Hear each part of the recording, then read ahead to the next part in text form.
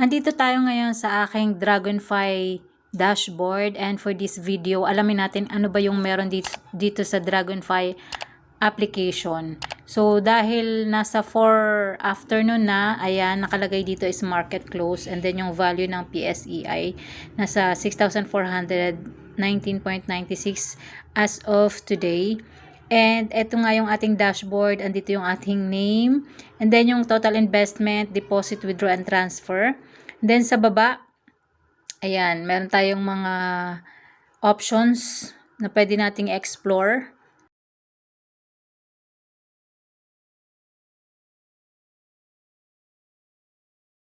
Click muna natin tong more. Ayan. Dito natin makikita yung stocks, signature portfolios, and then funds. Ito yung mga products and services na meron sa Dragonfy application. And then yung insights naman, ayan, meron tayong investing club, research, market pulse, and then creator circle. And then sa baba, yung investors corner, and then yung Dragonfy videos. Check natin yung Dragonfy videos. Ayan. Ito yung mga ano nila. About sa pera, about sa Dragonfy, ayan. Kung gusto nyong malaman more about Dragonfy, ayan, pwede kayong manood ng kanilang videos dito sa Dragonfy videos. Ayan, meron din silang playlist. And then, para ma-explore pa yung mga about sa webinars, interviews, tutorials, and sa mga investing experience, ayan, pwede nyo panoorin yung mga videos dyan. And then, balik tayo dito. So, dahil nga meron tayong previous video about sa stocks, so sa next video natin naman is meron tayo ditong about funds. So, hindi ko pa siya nagagawa ng video, pero nakapag-buy na tayo dyan ng funds. So, i-share ko sa inyo kung paano makapag-invest sa global markets via funds dito sa Dragonfy application.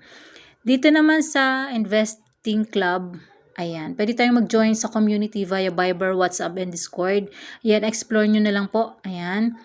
And para makapag-ano rin tayo sa Dragonfy research team, ayan, makapag-connect. And check natin si research. Ayan. Meron silang research about stocks. Each stocks, ayan. Meron silang ratings, and then yung target price, ayan. It's up to you as investor or trader kung i-follow nyo yung kanilang research or yung kanilang analysis. Now, and then check natin si market pulse. Ito yung summary, ayan, ng about sa market. Ayan.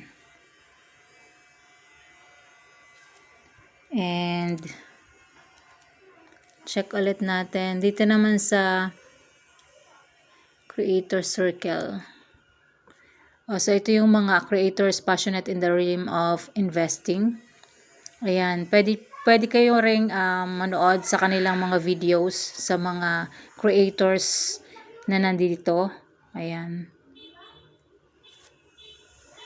And sa Investors Corner, merong promos, academy, investing roadmap, and then Dragonfy updates. Ayan. So, hindi ko pa siya masyadong na-check. May promos din pala. Get 50 cashback Dragonfy on Maya. First 2,000 account holders during the promo. Okay. Last year pa naman to. So, wala pang update about iba pang promos. Okay, dito muna tayo sa ating dashboard. So, ito, yung ating total investment, pwede natin yung itago or pwede natin ipakita. So, click nyo lang po yung parang mata na yan. So, lalabas na siya dyan. So, yung ating total investment is nasa 6,629. Then, up tayo ng 8%, 8.5%. Ayan. Dahil meron tayong hawak, ayan, nabanggit ko nga sa inyo kanina, na meron tayong hawak na funds. Ayan, try na tayo sa global funds. And then, yung stocks, ito yung hawak natin. So, meron na akong video niyan kung paano mag-buy ng share sa Jollibee. Ayan, naka-positive tayo, naka-gain na tayo, paper gain ng 535 pesos as of today. Ayan.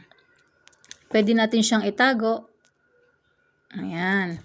And dito sa orders, ito nga yung completed orders natin sa stocks, and then dun sa funds, makikita nyo itong funds na global market.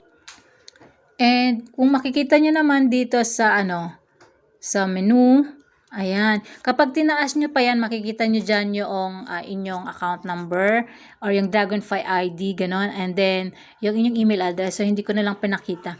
Then yung risk profile, yung my money. So ito yung mga transaction history ng ating deposit. Ayan. And dito naman sa statement of account, ayan, sa lahat ng ating record sa ating Dragonfly account. And then yung transactions and history, dividends history. So, ayan, wala pa tayo nito kasi wala pa naman tayong nare-receive na dividends. So, 0 pa yung acting dividends. Pero yung sa transactions, of course, yung mga binili natin, yung deposit, and then yung pagbili natin sa Jollibee, ayan, makikita natin siya dito. Okay. And then, dito sa referrals, so pwede tayo mag-earn ng cash rewards from Dragonfly kapag meron tayong na-refer na friends. No, pwede tayo mag-invite or mag-refer ng friends kung gusto nilang mag-invest at mag-stock trading dito sa Dragonfly account. So, ayun. And the rest yung mga settings and help center. So, balik tayo dito sa stocks.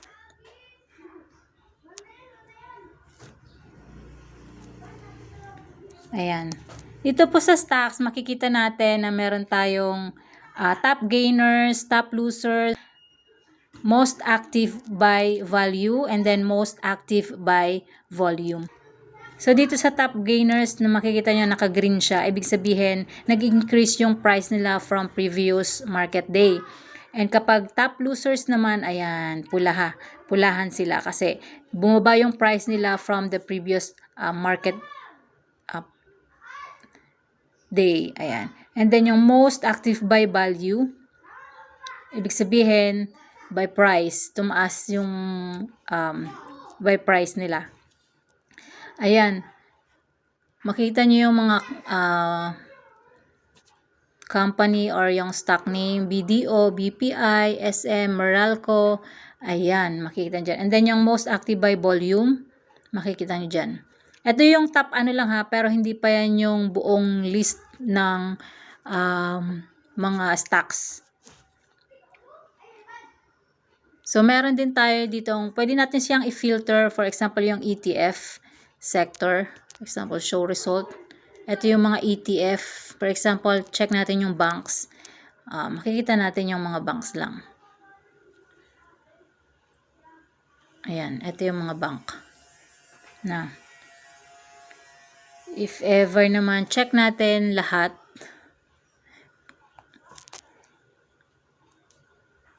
Bakit ganun?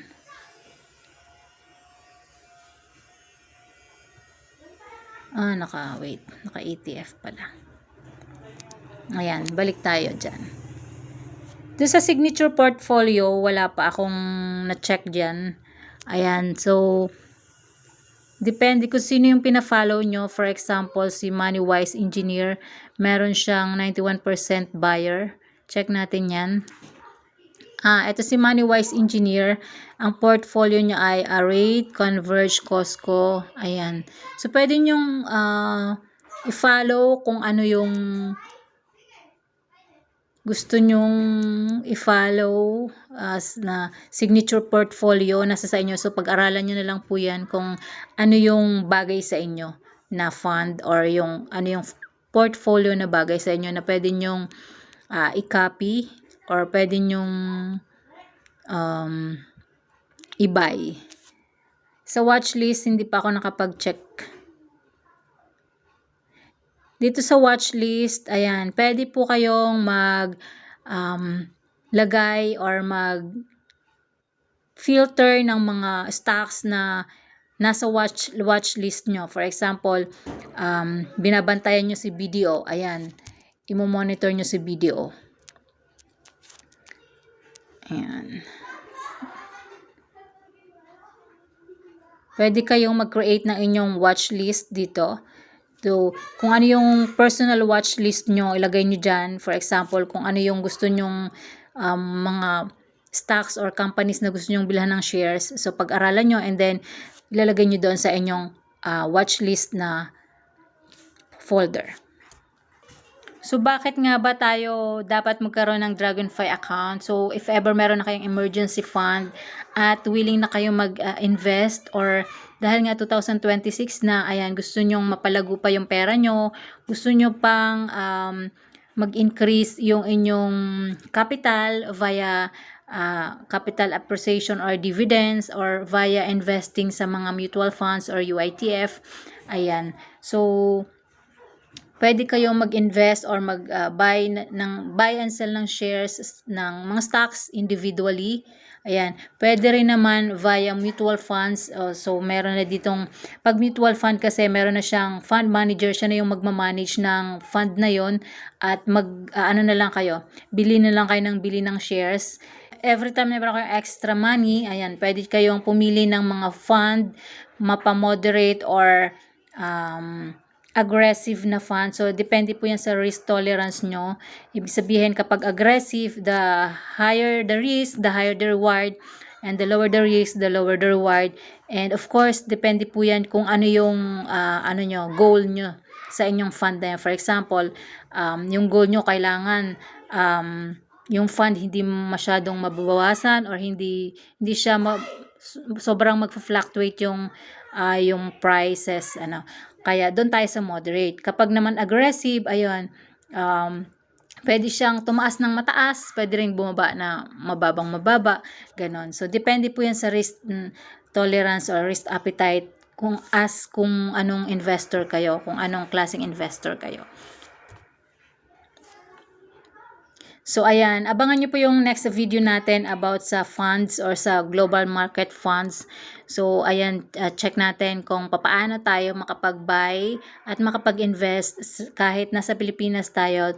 Pero yung fund na pag-invest na natin ay nasa US or nasa global market. So, ayan lang po muna for this video. Thank you so much for watching. Bye!